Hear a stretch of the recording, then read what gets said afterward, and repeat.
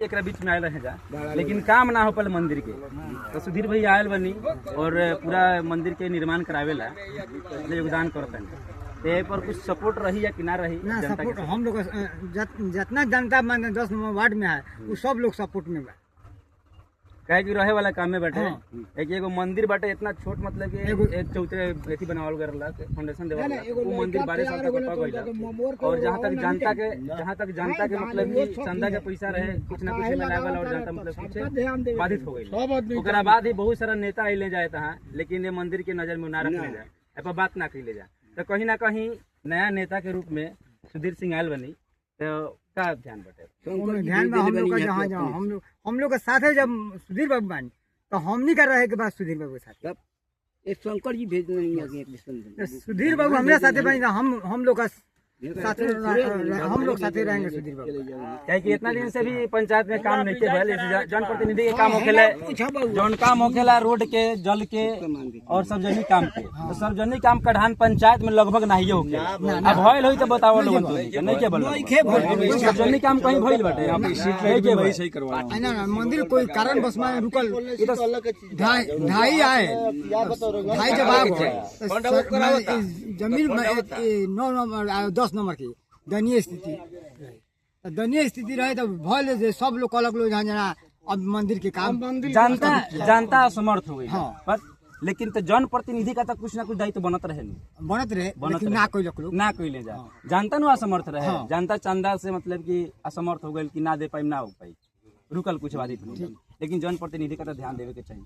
कहीं ना कहीं सुधीर सिंह अभी तक चुनाव में नहीं आए हुए थे, लेकिन पंचायत चुनाव में एमकी आ रहे हैं और फर्स्ट में है कि कुछ ना कुछ ऐसा काम करके दिखाने के जनता के समक्ष में खड़े हुए हैं कि जनता को भी उनके ध्यान देना चाहिए कि अभी कभी राजनीतिक में प्रवेश किए नहीं, उसके बाद भी इतना बड़ा काम कर रहे हैं। आगे चलकर जनता के लिए बहुत सारा काम करने का है कि आश्वासन भी दे रहे हैं और देखने में आ भी रहा है। कढ़ान पंचायत की मतलब की भूमिका में हम लोग देखे हुए हैं कि अभी तक कोई भी काम सही से पंचायत लेवल पर ना हुआ है। सही रोड की दशा मतलब कि देख सकते हैं कि वैसा ही है। बिजली आती है तो कहीं कहीं खंभा पे आपको मतलब कि लाइट नहीं दिखाई देगी। नल जल का तो वहाँ पे है कि श्रृंगार कर दिया गया है, लेकिन घर जनता के जन तक द्वार तक है कि पानी नहीं पहुँच पाता है। बहुत सारी समस्या है, उस समस्या के निदान करने के लिए कहीं ना कहीं पंचायत के मुखिया ही खड़े होते हैं और पंचायत के मुखिया ही है कि लुजुर पुजुर रहेंगे, कोई काम नहीं कर पाएंगे तो उनका क्या बोला जाएगा। चलिए आगे जो नज़र में है सामने हम लोग सपोर्ट करेंगे और कढ़ान पंचायत की जनता से अनुरोध रहेगा कि अबकी बार चेंज कीजिए आप लोग उस पद को जहाँ पे उस अपने पद की गरिमा को ना पहचानते हैं और फिर उसको बर्बाद करने के काम में लगे रहते हैं 5 साल तक और फिर जनता को है केवल लूटने का काम किए हुए हैं। सामने देख सकते हैं वीडियो के माध्यम से सुधीर सिंह खड़े हैं। अबकी बार पंचायत लेवल पर मुखिया के रूप में आएंगे और फिर ऐसा काम जनता के लिए करके दिखाने का काम जरूर करेंगे। कहीं ना कहीं सुधार होगा और सुधार होगा तो जनता के लिए फायदा ही होगा। आइए थोड़ा इधर आइएगा।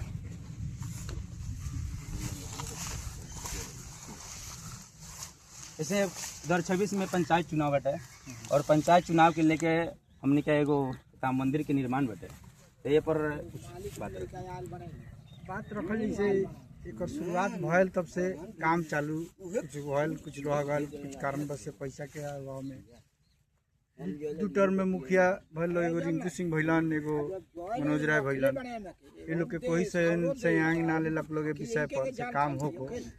लेकिन भगवान के मर्जी से शंकर जी के कृपा से सुधीर सिंह का माथे मोहर तो नहीं के चढ़ल, लेकिन लोग चाहता से अब 10 नंबर वार्ड के लोग कुछ सहयोग करी और वहाँ का भी प्राण प्रतिष्ठा कैले बनी से ना हमें मंदिर के बनवाए तो 10 नंबर वाला लोग के भी सोचे के चाहिए पर विचार करे के चाहिए से दूर तक बेटी बहन जाला पूजा पाठ करेला आस पास में मंदिर नहीं तो सबके जानकारी मिले। और जे आदमी अगर जीते का पहले अगर कुछ काम करत अपन पूंजी लगावता तो उकर सहयोग कल बहुत विकास पुरुष के रूप में गिनल जाई, ताकि सब लोग तो आवेला 500,000 रुपया दे के वोट ले लेवेला और लेके चल जाई तो 5 साल ले कमाई लूटी और बाद में ये आदमी अपन पहले से अगर लगा के अगर सार्वजनिक काम कर रहा बा तो ये आदमी के सहयोग कल सबके धर्म बनता कर्तव्य बनता और बाकी जनता अपन निर्णय। सवाल और बेटे कि मंदिर के निर्माण में लगभग पूरा